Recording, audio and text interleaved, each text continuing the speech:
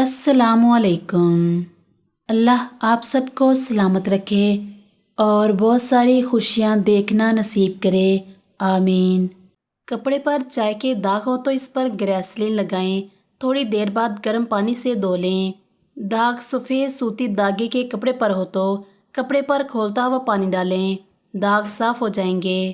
پودینہ اچھی طرح دھو کر خشک کر لیں، خشک ہونے پر وزن کر لیں، جتنا بھی ہو اتنی ہی ہم وزن اجوائن لے لیں، دونوں کو کوٹ کر صفوف بنا لیں۔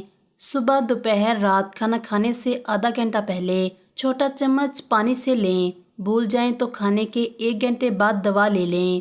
یہ سادہ الرجی کے لیے، اور اگر خارش والی الرجی ہو تو اس نسخے کے ساتھ رات کو 1 گلاس پانی ابال کر اس میں 11 دانے اناب ڈال کر رکھ دیں اور صبح اناب کو پانی میں اچھی طرح کچل کر کپڑے میں چھان لیں اور اس پانی سے یہ دوا کھا لیں۔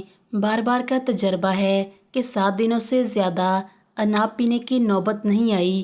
اس الرجی کے نسخے سے لاتعداد لوگ شفا یاب ہو چکے ہیں۔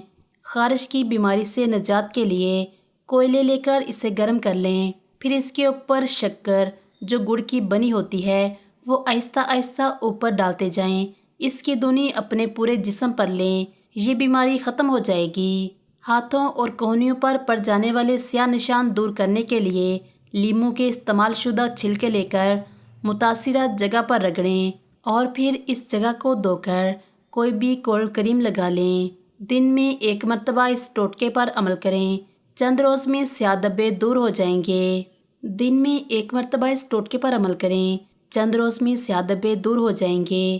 اگر کسی کا ناخن پک جائے یا انگلی وغیرہ تو ایک پودا ملتا ہے جس کا نام اک ہے، جس کے اندر سے دودھ نکلتا ہے، روئی کے ساتھ وہ دودھ لگا لیں، انشاءاللہ پکا ہوا ناخن ٹھیک ہو جائے گا۔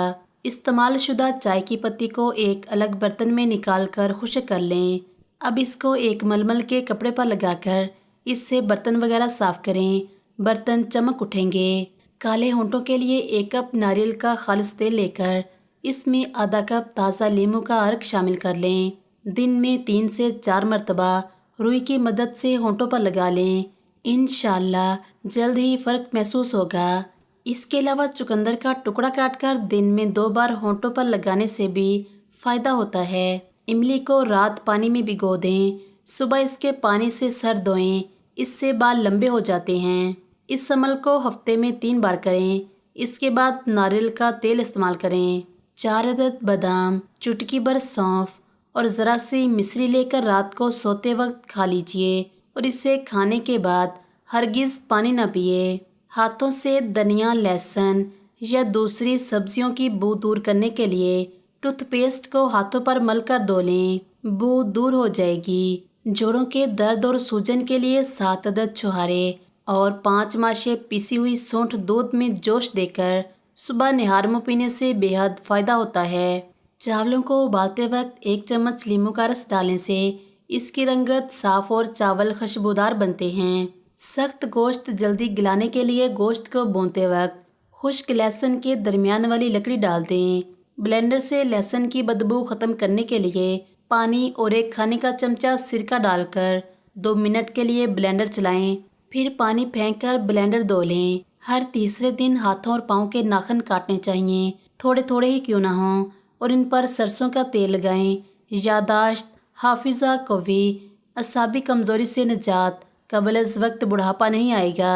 گھٹنے اور جوڑ مضبوط، نظر کی کمزوری کا بہترین علاج ہے۔ دل و دماغ پر مثبت اثرات ہوں گے، جوانی بھی شاندار ہوگی اور بڑھاپا بھی جاندار ہوگا۔ تمام دردوں کا تیل: 1 پاؤ زیتون کے تیل میں 50 گرام لہسن اور 25 گرام ادرک جلا لیں، پھر چھان کے تیل محفوظ کر لیں۔ رات کو ہلکے ہاتھ سے مالش کر کے کوئی گرم کپڑا باندھ دیں، صبح کو نیم گرم پانی سے دھو لیں۔ لہسن، تھوم کے اوپر جو چھلکا ہوتا ہے، چھال حسب ضرورت لے کر روغن زیتون میں جوش دے کر محفوظ کر لیں اور جب بھی نہائیں، نہانے کے بعد یہی تیل استعمال کریں، انشاءاللہ بہت فائدہ ہوگا اور بال نہیں گریں گے۔ پاؤں کے تلووں اور پاؤں کی انگلیوں کے درمیانی خلا کی کسی بھی تیل سے خوب مالش کیا کریں، کیونکہ پاؤں کا نگاہ اور یادداشت سے اتنا ہی گہرا تعلق ہے جتنا روح کا انسان سے۔